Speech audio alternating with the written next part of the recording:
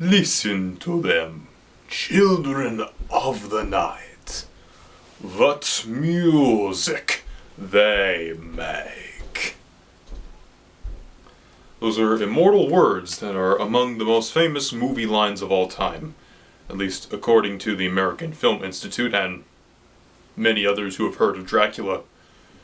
Good evening, or good morning, or whenever you're watching this video.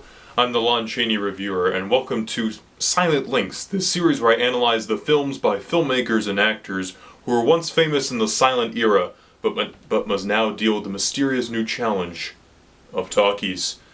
Today, in order to coincide with West of Zanzibar's director Todd Browning, and to celebrate Halloween, I decided to talk about one of the most famous horror films of all time, the 1931 version of Dracula.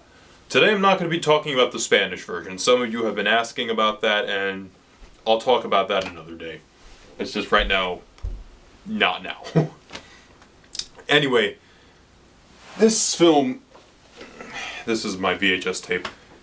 Actually, this, like my friend's VHS tape, he gave it to me a while ago, but anyway, it's a VHS tape of Dracula, the Lugosi version, and most people would say that is the definitive Dracula. Similar to how people look at Christopher Reeve and say he is the definitive Superman. Batman still hasn't had a definitive version of him yet. I don't know, that's just me talking. Anyway, Dracula goes like this. You have Renfield, who's a real estate guy, trying to get Dracula a place in Carfax Abbey. Then he becomes his slave, kind of. And then Dracula goes to London in search of new blood, basically. And that's it. Now, what really makes this film is the first half of the film. That's the best part of the film. The first half is where you have more interesting camera movements and angles and just more interesting stuff in general. Like this scene, the cinematography was done by Carl Freund, and he liked to use the moving camera. Now the first half of the film is just more interesting, mostly because of scenery like you see here, especially Dracula's castle with all the cobwebs and armadillos and really weird things that you probably wouldn't expect in Dracula's castle. And overall it's better because it takes more risks and is far more intriguing than the second half, which second half isn't horrible, it's just a bit dull. However, let me stop complaining for a minute and just talk about that man right here. No, not that man. This man. Dracula himself, Lugosi. Like I said, he's the definitive Dracula for most people. Even if they don't know who Bela Lugosi is, they often look to the Lugosi version. Or sometimes they also look to Christopher Lee, but I'm just going to say a lot of people do recognize both gentlemen as Dracula. However, today we're talking about Lugosi. Lugosi played the part many times on Broadway and actually wasn't the first choice to play Dracula. There were actually other actors out for the role, but Lugosi offered to play the part for a lower price because he liked playing the role and he wanted to make a name for himself. So he wasn't paid a lot for Dracula, which is why Dracula's kind of both a blessing and a curse, because that's all people would remember him for. And he wasn't, you know, when he died, he wasn't rich. But we can be thankful that we do have Lugosi as Dracula because he gives it a magnificent performance. He is elegant, suave, sophisticated. However, he's a bloodthirsty monster, and he's very, very subtle about it. Not subtle, but he's subdued. I don't think he really overacts a lot in the film. Maybe towards the later part of the film, but I think it's a pretty subdued Dracula from other versions of vampires we've seen in the past. Also, I feel whenever Lugosi stares in the movie, I can't look away from the screen. Like, even now, just his eyes, the way they're lit, and the way Lugosi uses them, you can't escape. And it makes me think of a silent movie, especially in the sense that The only music that you hear is incidental music or music in the opening and closing credits. Makes it feel more like a silent film, but I'll discuss more on that stuff later. Other than Lugosi, the other performer that really makes this movie is Dwight Fry as Renfield. His laughs, his gestures, the sound of his voice, his big buggy eyes really adds to the film, and it makes the second half a bit more tolerable with his performance. He's such a tortured character. This average guy that just wanted to, sell some property, then now he's the dark prince's slave. That's really sad.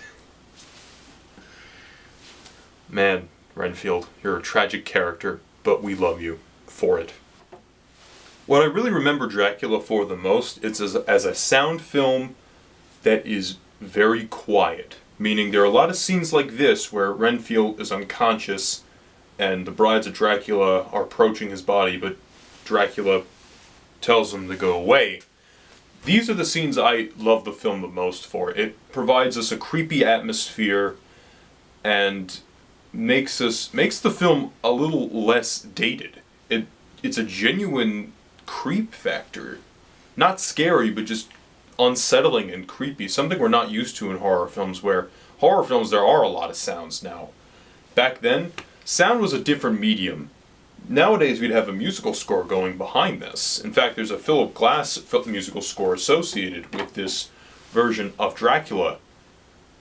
However, I tend to prefer listening to the original soundtrack only because it provides us with those eerie scenes without the sound, and it just makes it so much better. Like, in a silent movie, people were so used to hearing music. But back then, when sound came into play, it was kind of eerie having a scene like that without dialogue or music, and just having this really creepy character lean over another one. It was genuinely very creepy. Those are some of my favorite elements of the film. But part of that also has to do with the fact that Todd Browning wasn't the most comfortable person with the sound technology. I think that has been stated. Maybe if he was better with the technology, maybe the film wouldn't have worked as well. I don't know. I can't really say. But all I can say is I love that these scenes are essentially silent. The other performance I can only say that, other than Lugosi or Dwight Fry, is Edward Van Sloan as Abraham Van Helsing, the vampire slayer, and the only character who believes in vampires in the movie, at least at first. And he has some great lines in the movie, like, "I shall tear down Carfax Abbey stone by stone, and excavate remains a mile around." And other lines such as, "The real strength of a vampire is that people don't believe in him," or I'm kind of paraphrasing there. He has some good lines, and I like the banter between him and Dracula later on in the film, where Dracula makes the statement, "For one who has not lived a single lifetime, you are a wise man, Van Helsing." Also, the demise of Dracula, I just want to make it now, it's kind of a buzzkill, because you expect, with this great movie villain, you expect him an over-the-top death, but this was 1931, and Universal wasn't totally sure what they were going to do with their horror library at this point, or their horror canon, and movies back then were different. However, this film should be looked at by people who are serious film fans, horror fans, or people who are just fans of pop culture in general. Because whenever a kid dresses up like Dracula, they dress up like this guy right here, usually. That's why this Halloween, if you haven't seen Dracula, I'd say check it out. There's a Blu-ray out there for the film, and of course there's DVD editions. And I think if you're familiar with the film, I think you should revisit it. And also check out the Spanish language version, for I'll be talking about that film maybe next week or sometime this month. I haven't decided yet. But I'll see you later this week when I talk about Todd Browning's West of Zanzibar, starring Lon Chaney.